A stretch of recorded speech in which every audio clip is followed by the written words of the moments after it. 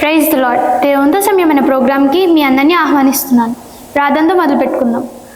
తండ్రి గొప్ప దేవుడు అయ్యా, ఈ దినమంతా మీరు మాతో తోడుగా నడిపించి ఈ సాయంకాల సమయంలో ప్రోగ్రాం చేయడానికి మీరు ఇచ్చిన కృపను బట్టి నీకే వందనాలు. ప్రోగ్రాం అంతట్లో మీరు తోడుగా నడిపించండి. చక్కగా అయ్యా ప్రోగ్రాం అంతా రావడానికి మీరు సహాయం చేయండి. మీ బిడ్డలుగా తండ్రి ప్రభు మమ్మల్ని మీరు మార్చుకోమని అడుగుతూ యేసు నామములో ఈ ప్రార్థన అడిగి వేడుకుంటున్నామా పరమ తండ్రి, ఆమెన్. ఇప్పుడు ఒక యాక్షన్ సాంగ్ చూసుకుందాం.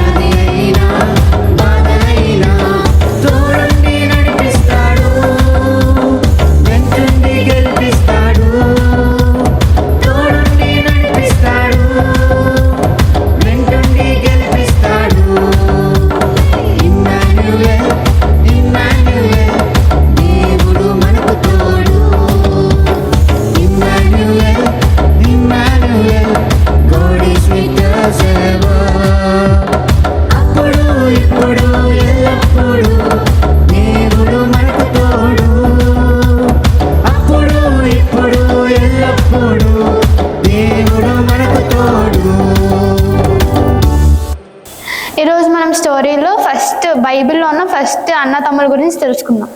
అయితే మరి దేవుడు తన సృష్టి అంతటిని సృజించేసిన తర్వాత మనం లాస్ట్ వీక్ తెలుసుకున్నాం కదా, ఆదాంని అవ్వని సృజించారని. సో వాళ్ళిద్దరికి పుట్టిన సంతానమే కయీను, హేబేలు. వాళ్ళిద్దరూ కూడా పెరిగి పెద్దవాళ్ళు అయ్యారనమాట. అయితే పెరిగి పెద్దవాళ్ళు అయినప్పుడు కయీను పెద్దవాడు, హేబేలు చిన్నవాడు. కయీను పొలం పంట చేస్తుండేవాడు, అంటే కాయగూరల్ని పండిస్తూ ఉండేవాడు అనమాట. హేబేలేమో గొర్రెలు కాపరి. అయితే ఒక రోజు వీళ్ళిద్దరూ దేవునికి బలి ఇద్దామని చెప్పేసి అనుకుంటారు. ఎందుకంటే వీళ్ళు దేవుడు వీళ్ళతో చాలా క్లోజ్గా ఉండేవారు కదా. సో వీళ్ళు తప్పు చేసిన తర్వాత వీళ్ళు మళ్ళీ దేవునికి ప్రార్థన చేయడం, దేవుని దగ్గర ఉండడం మొదలు పెట్టారు. సో వీళ్ళు మళ్ళీ ఆయనకి బలి అర్పిద్దామని చెప్పేసి వీళ్ళిద్దరు అనుకుంటారు. ఎవరు? కయీను, హేబేలు అనుకుంటారు. కయీను తన పంట ఉంది కదా, పంటలో కొంచెం తెచ్చి దేవునికి బలిగా ఇస్తాడు. కానీ హేబేలు మాత్రం తన గొర్రెల మందలో శ్రేష్టమైన దాన్ని, ఫస్ట్ పుట్టిన దాన్ని, మంచిగా ఉన్నదాన్ని, అంటే చక్కగా ఉన్నదాన్ని దేవునికి బలిగా తెచ్చి ఇస్తాడు అనమాట. తెచ్చి ఇచ్చినప్పుడు దేవుడు కయీను బలిని అంగీకరించడు, కానీ హేబేల్ బలిని అంగీకరిస్తాడు. అంగీకరించి అతన్ని దీవిస్తాడు అనమాట. దీవించినప్పుడు తర్వాత ఆ విషయం కయీను తెలుసుకొని కయీను మొహం చిన్నపుచ్చుకుంటాడు అనమాట, అంటే కోప్పడతాడు. కోప్పడినప్పుడు దేవుడు, నువ్వెందుకు అలా నీ మొహం చిన్నబుచ్చుకున్నావు? నువ్వు ఒకవేళ మంచి కార్యం చేస్తే నేను నిన్ను హెచ్చించినా, అలా ఎందుకు మొహం చిన్నబుచ్చుకున్నావు అని చెప్పేసి కయీనుని దేవుడు అడుగుతాడు. దేవుడు అడిగినప్పుడు మరి కయీను ఏమి సమాధానం చెప్పడనమాట. చెప్పిపోయిన తర్వాత ఆ తర్వాత ఏమవుతుంది, కయీను హేబేలు మాట్లాడుకుంటూ ఉంటారు. మాట్లాడుకుంటూ వాళ్ళిద్దరు పొలంలోకి వెళ్తారనమాట.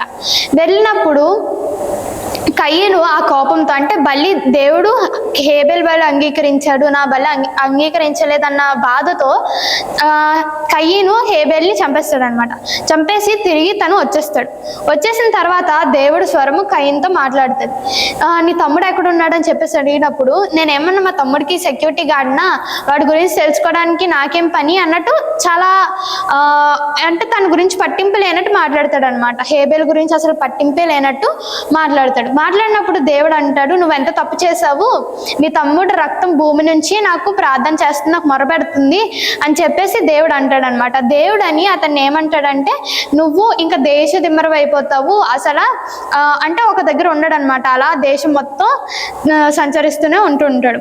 అయితే దేవుడు అలా శపించినప్పుడు కయ్యను ఎంత బాధపడతాడు, నేను చేసింది తప్పే కానీ నువ్వు నాకు ఇస్తున్న శిక్ష నేను మొయ్యలేను, ఎవరైనా నన్ను చంపితే వాళ్ళకి ఆ శిక్ష వస్తుంది అన్నట్టుగా అప్పుడు దేవుడు ఎవరైనా కయ్యను చంపారనుకో, అప్పుడు కయ్యనుకున్న శిక్ష ఆ చంపిన వ్యక్తికి 7 ఇంతలు అవుతుంది అనమాట. ఇలాగా వాళ్ళ దగ్గర నుంచి ఇంకా పాపము అలాగా ఒకరి తర్వాత ఒకరు ఇంకా అలా పాపంలో జీవిస్తూ ఉండడం వచ్చారు. అయితే వాళ్ళు ఇంకా అలా పాపంలోనే ఉంటున్నారు. ఈ వరల్డ్ మొత్తం కూడా జనాలతో నిండిపోతుంది, భూమి మొత్తం జనాలతో నిండిపోతుంది, కానీ పాపం కూడా వాళ్ళతో పాటు పెరిగిపోతుంది అనమాట. పెరిగిపోతున్నప్పుడు దేవుడు ఈ మనుషులందరినీ చూసి చాలా సంతాపపడతాడు అనమాట. సంతాపపడి అయ్యో నేను అసలు వీళ్ళని ఎందుకు చేశానని చాలా బాధపడతారు. ఆయన బాధపడినప్పుడు మరి ఆయన ఈ భూమి మొత్తాన్ని నాశనం చేసేద్దామని ఆలోచించిన తర్వాత తను ఈ భూమిలో చూసినప్పుడు నోవాహు అనే ఒక వ్యక్తి మాత్రమే నీతిమంతుడిగా ఉంటాడనమాట. మిగిలిన ప్రతి ఒక్కరు కూడా పాపంలో జీవిస్తూ పాపం చేస్తూనే ఉన్నారు. అయితే దేవుడు అప్పుడు నోవాహుతో వచ్చి మాట్లాడతాడు, నేను ఈ భూమి మొత్తాన్ని నాశనం చేయాలనుకుంటున్నాను, ఎందుకంటే వీళ్ళు ఎంతో పాపం చేస్తున్నారు, అసలు దేవుడు మనుషుల్ని తనతో ఉంటారని తన దగ్గర ఆయన స్తుతిస్తారని మనుషులు చేస్తే వీళ్ళందరూ పాపంలో ఉన్నారని చెప్పి ఆయన ఎంతగానో బాధపడతాడు అనమాట. బాధపడినప్పుడు నోవాహుతో చెప్తాడు, నువ్వు ఎలాగా ఓడ కట్టిన తర్వాత నేను ఈ భూమి మీదకి మొత్తాన్ని జలప్రలయంతో నింపేస్తాను, అప్పుడు ఈ భూమి మొత్తం నాశనం అయిపోతుంది అని చెప్పేసి నీ ద్వారా నేను ఈ భూమికి మళ్ళీ ఈ భూమి మీద సంతానం పుట్టిస్తాను అని చెప్పేసి దేవుడు చెప్తాడనమాట నోవాహుతో. మరి నోవాహు దేవుడు మాట మీద నమ్మకం ఉంచుతాడనమాట. ఎందుకంటే దేవుడు ఏం చెప్తాడు, నేను వర్షం కురిపిస్తానని చెప్తాడు. సో ఆయన మరి అది ఇప్పటిదాకా జరగలేదన్న ఎటువంటి అవిశ్వాసం లేకుండా దేవుడు మాట మీద నమ్మకం ఉంచి అతను ఓడ కట్టడం మొదలుపెట్టిన తర్వాత అతడు ఎంతో మంది ఎన్నో మాటలు అన్నారు అతన్ని, ఏంటి నువ్వేమైనా పిచ్చోడువా, ఇలా ఓడ కడుతున్నావు ఎందుకు, జలప్రలయం అంటావెందుకు, మనం అందరం సంతోషంగానే ఉన్నాం కదా అని చెప్పేసి అతనితో అంటారనమాట. అనినప్పుడు అతను ఎక్కడ కూడా ఆ ఓడ కట్టడం ఆపలేదు, అయినా సరే అలా ఓడ కడుతూనే ఉన్నారనమాట. ఓడ కడుతూనే ఉన్నప్పుడు మరి ఒకానొక దినాన్న ఆ ఓడ కట్టడం అనేది పూర్తయిపోయినప్పుడు మరి వాళ్ళు దేవుడు అంటాడు, నీతో పాటు ప్రతి జంతువుని, పక్షుల్ని, ప్రాకు పురుగుల్ని, చేపల్ని ప్రతిదీ నీతో తీసుకెళ్ళు, అవి జతలుగా నీ ఓడలోకి ఎక్కాలి అని చెప్పేసి అంటారు. అప్పుడు ఒక దినాన్న ప్రతి జంతువు, పక్షులు, ప్రాకు పురుగులు ప్రతిదీ కూడా నోవాహు ఓడలోకి జతలుగా అవి వెళ్ళిపోయాయి అనమాట. వెళ్ళిపోయిన తర్వాత నోవాహు వాటికి కావలసిన ఆహారము, అలాగే వీళ్ళ కుటుంబానికి కావలసిన ఆహారం అంతా కూడా సమకూర్చుకొని ఓడలో పెట్టుకుని తర్వాత వీళ్ళు ఏంటంటే బయలుదేరుతారు. వీళ్ళు లోపలికి వెళ్ళిపోతారు. వీళ్ళ కుటుంబం ఎవరు, నోవాహు యొక్క భార్య, నోవాహు యొక్క 3 కుమారులు, షేము, హాము, యాపెతు. వీళ్ళ ముగ్గురు కూడా నోవాహు కుమారులు అనమాట. అయితే వాళ్ళ కుమారులకి కూడా పెళ్ళిళ్ళు అయిపోయి వాళ్ళకు కూడా వాళ్ళ భార్యలు ఉన్నారనమాట. అయితే వీళ్ళ భార్యలు నోవాహు యొక్క భార్య, వీళ్ళ 8 మంది కూడా ఆ ఓడలోకి ప్రవేశించిన తర్వాత దేవుడు ఆ ఓడ తలుపును మోస్తారనమాట. అంటే ఇంకా ఎవ్వరు కూడా ఓడ తలుపు తీయడానికి లేకుండా దేవుడు ఆ ఓడ తలుపుని మూసేస్తాడనమాట. మూసేసిన తర్వాత 40 days 40 nights దేవుడు ఈ భూమి మీదకి జలప్రలయాన్ని పంపిస్తాడు. కొండ అంచు కూడా కనిపించకుండా మొత్తం అంతా వాటర్తో నిండిపోయింది అనమాట. అప్పుడు దేవుడు దేవుడు ఓన్లీ నోవాహు కుటుంబాన్ని ఆ జల ప్రళయాన్ని నుంచి రక్షిస్తాడనమాట. రక్షించి దేవుడు వాళ్ళతో తోడుగా ఉంటాడు.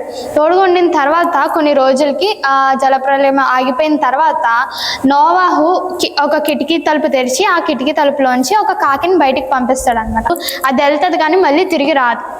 అయితే తిరిగి రాకపోతే నోవాహు కొన్ని రోజులు చూసి ఒక పావురాన్ని మళ్ళీ పంపిస్తాడు అనమాట. పంపించినప్పుడు అది వెళ్తుంది. వెళ్ళి మొత్తం చూస్తే ఎక్కడా కూడా తను నుంచోడానికి స్థానం లేదనమాట.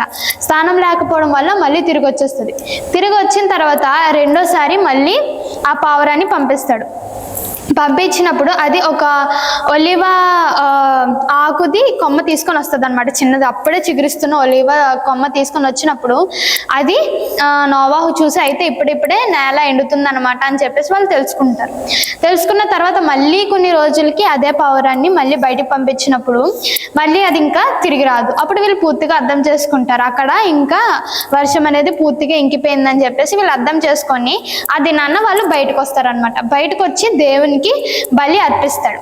అర్పించిన తర్వాత దేవుడు నోవాహుని ఎంతగానో ఆశీర్వదించాడు. తన తర్వాత తన పిల్లల ద్వారా దేవుడు సంతానాన్ని ఈ భూమి మొత్తం మీద అభివృద్ధి చేసి వాళ్ళ కుటుంబాన్ని ఎంతో ఆశీర్వదించాడు అనమాట. దీంతో ఈరోజు స్టోరీ ముగించబడింది. ఇప్పుడు ఈ స్టోరీ నుంచి కొన్ని క్వశ్చన్స్ అడుగుతాను, మీరు ఆన్సర్స్ చేయండి. ఫస్ట్, ఈ బైబిల్లో ఉన్న ఫస్ట్ అన్న తమ్ముళ్ళు ఎవరు? కయీను, హేబెలు. కయీను, హేబెలు రైట్ ఆన్సర్. వాళ్ళిద్దరూ ఏం చేద్దాం అనుకుంటారు? దేవునికి బలి అర్పిద్దాం అనుకుంటారు. Right answer. కయ్యను ఏమర్పిస్తాడు, హేబెల్ ఏమర్పిస్తాడు? కయ్యను తన తోటలో ఉన్న పళ్ళుని అదే కూరగాయలని అర్పిద్దాం అనుకుంటారు. హేబెలు తన పెంచుకున్న గొర్రెలను శ్రేష్టమైన దాన్ని అర్పిద్దాం అనుకుంటారు. ఓకే, దేవుడు ఎవరి బలిని అంగీకరించాడు? హేబెల్ని. హేబెల్ రైట్ ఆన్సర్. దేవుడు హేబెల్ బలి అర్పించడం వల్ల కయ్యను ఏం చేశాడు? ముఖం చిన్నబరుచుకున్నాడు. Right answer. తర్వాత వాళ్ళిద్దరికి మధ్యలో ఏమవుతుంది? అంటే కయ్యను హేబెల్ని చంపేస్తాడు. తనతో మాట్లాడుతూ తీసుకొని పొలంలోకి వెళ్ళి అతన్ని చంపేస్తాడు. హేబెలుని కయ్యను చంపేసిన తర్వాత దేవుడు కయ్యనుతో ఏమంటాడు? మీ తమ్ముడు రక్తము భూమి నుండి నాకు ప్రార్థించుచున్నది, నువ్వు ఎందుకు అలా చేసావని అడిగిన తర్వాత అతన్ని ఏమని శపిస్తాడు? నువ్వు దేశదిమ్మరి అయిపోతావని. Okay, right answer. తర్వాత మరి దేవుడు ఈ భూమి మీద పాపం ఎక్కువైపోతుందని అతను చూసిన తర్వాత ఆయన ఏం చేస్తాడు?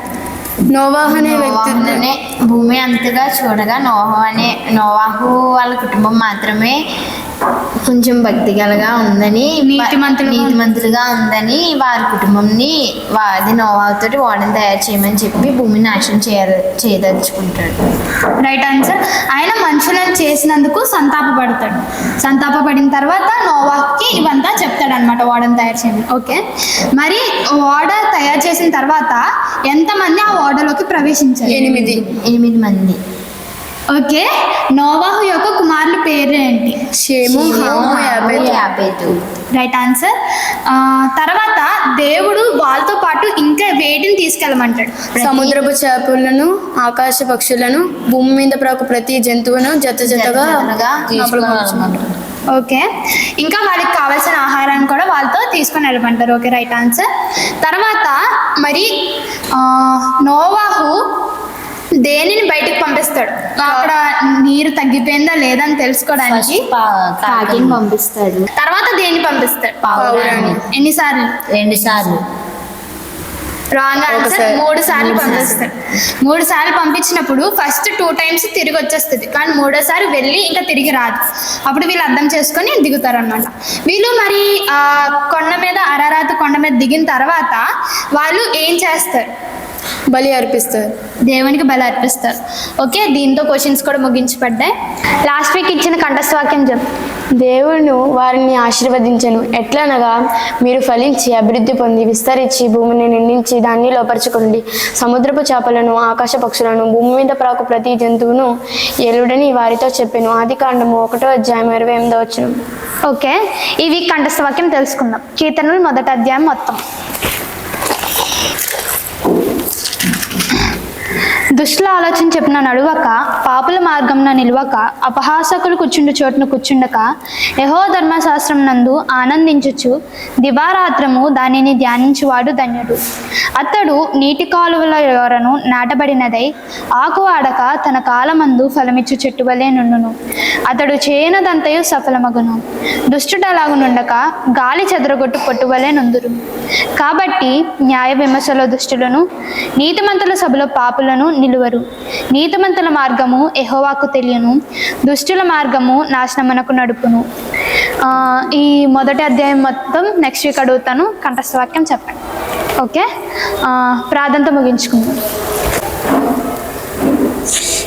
ప్రేమగా ప్రభా, కృపగల దేవా, మీకే స్తోత్రం ప్రభా. నాయన తండ్రి, గడిచిన వారం నుండి వారం వరకు కాచి కాపాడందుకు మీకే స్తుతిస్తున్నాం ప్రభా. నాయన తండ్రి, ఇదిగో ప్రవేశి ఇప్పుడు మేము విన్న కథను మాకు బాగా గుర్తుండేటట్టు చూడండి ప్రభా. నాయన తండ్రి, మేము వేసిన యాక్షన్ సాంగ్లో కూడా మీరు మాకు తోడే ఉన్నందుకు మీకే స్తుతిస్తున్నాం ప్రభా. నాయన తండ్రి, నోవాహు వల్లే మమ్మల్ని కూడా మార్చిన ప్రభా. నోవాహు కుటుంబం వల్లే మేము కూడా నీతిమంతులుగా ఉండటానికి సహాయం దయచేయండి ప్రభా. ఈ ప్రోగ్రామ్ అంతట్లో మీరే మాకు తోడునేడే అన్నందుకు మీకే స్తుతిస్తున్నాం చెల్లించుకుంటూ ఈ చిన్న ప్రార్థన యేసునామములో అడుగుతున్నాం తండ్రి. Praise the Lord. వచ్చే ఆదివారం మళ్ళీ అందరం కలుసుకుందాం.